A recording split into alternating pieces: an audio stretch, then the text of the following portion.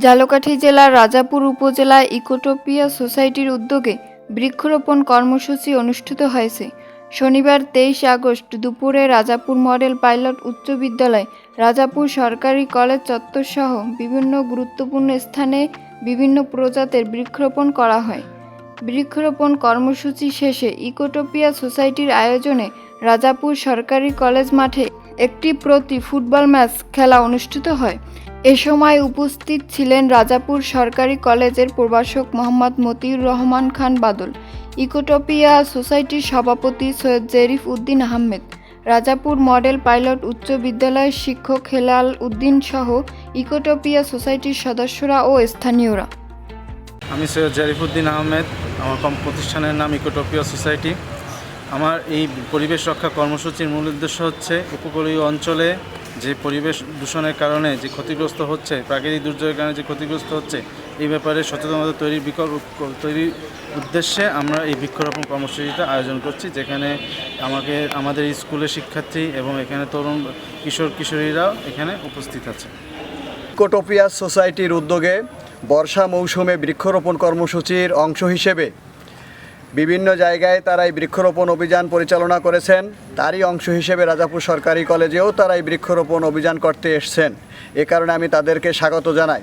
আমাদের দেশের যে পরিমাণ ভূমি রয়েছে তার 25% ভূমি বৃক্ষর অধীন থাকা দরকার, কিন্তু তার অংশ হিসাবে আছে মাত্র 16 থেকে 17 ভাগ। অতএব এই যে সোসাইটি এই বৃক্ষরোপণ কর্মসূচি গ্রহণ করেছে, যাতে করে আমরা এই উপকূলবর্তী এলাকার লোকজন এবং পরিবেশ দূষণের হাত থেকে রক্ষা পাবো, এবং আইলা এবং বলে ছিডর এরকম মহামারী যদি বৃক্ষ যে পরিমাণ থাকা দরকার সেই পরিমাণ থাকে, তাইলে এরকমের প্রাকৃতিক দুর্যোগ হয় না।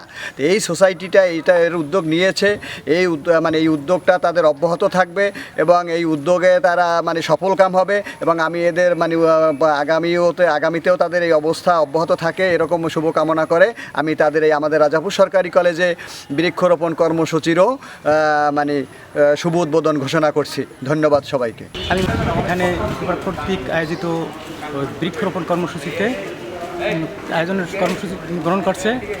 পরিবেশ রক্ষার্থে গাছ একটা গুরুত্বপূর্ণ ভূমিকা পালন করে, তাই তারা এই উদ্যোগ গ্রহণ করছে। আজকে এই বৃক্ষরোপণ কর্মসূচি উপলক্ষে আমাদের doctor Syed Zafar charitable football টিমের সিনিয়র ও জুনিয়রের মধ্যে একটা প্রীতি ম্যাচ এখন শুরু হবে। আজকে তো আমরা সবাই একটা বৃক্ষরোপণ কর্মসূচি পালন করছি। তো আমাদের ফুটবল ম্যাচটা এটা হচ্ছে প্রীতি ফুটবল ম্যাচ, যে ফুটবল ম্যাচ আবার দিয়ে কি পারে